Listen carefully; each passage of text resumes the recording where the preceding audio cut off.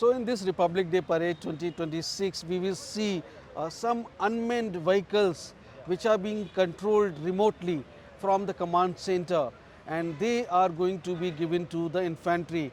So that would make infantry to fight with lesser number of casualties. God forbid there should not be, but if there is a war, then these vehicles could be of great use for our infantry.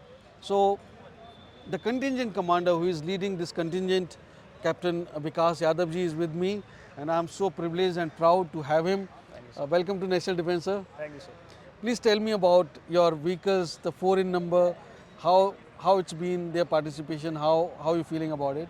So, under Atmanirbhar Bharat, this is the first time we are showcasing 4 unmanned ground vehicles. It is a high payload and 4x4 vehicle, which is designed for surveillance, medicine supply, and logistics support across cross country. The main features of these vehicles are self-autonomy, advanced autonomy, and self-navigation. By self-navigation, we mean these can independently choose its routes and navigate through obstacles on its own. It can carry a load of 2 tons on a 40 degree of gradient, and other than that, this system supports swarm system and target lock and shoot and scout capability.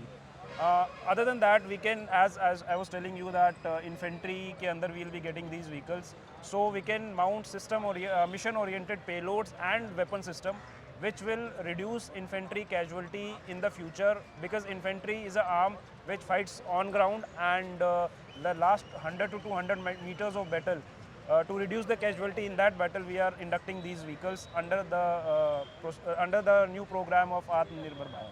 So since you said that it is self decision maker, I believe that there's a lot of embedment of the artificial intelligence. Yeah.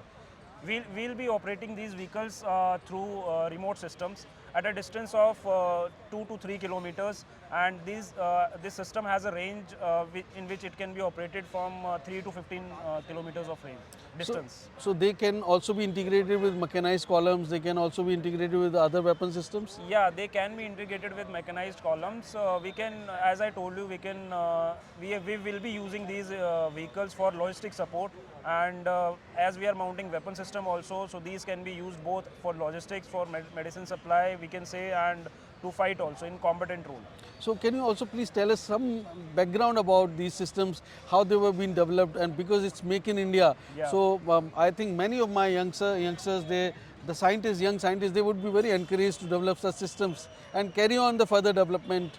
So the thought behind this weapon system or equipment was to reduce the casualty. The last battle, the infantry which fights the battle on ground, to reduce the casualty of that last 100 to 200 meters of battle. So this thought was brainstorm ki what we can do about this thing. So people thought that if we operate a weapon system through remote, so our individual, our soldier need not to go nearby the enemy, so that he can bear the less casualties. So which are the agencies behind the development? So under the vehicles which we are showcasing here are developed by Ashok Leyland and Gridbot Technologies. And it has been absorbed in the Indian Army? It has not been absorbed yet, but in the near future it will be absorbed soon.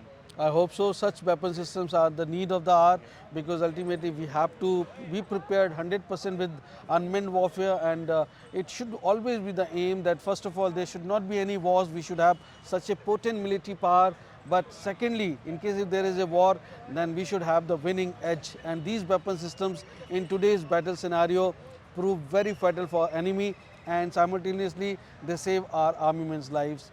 So kind of you, sir, for speaking to National Defence. Thank you, sir. Thank you, sir.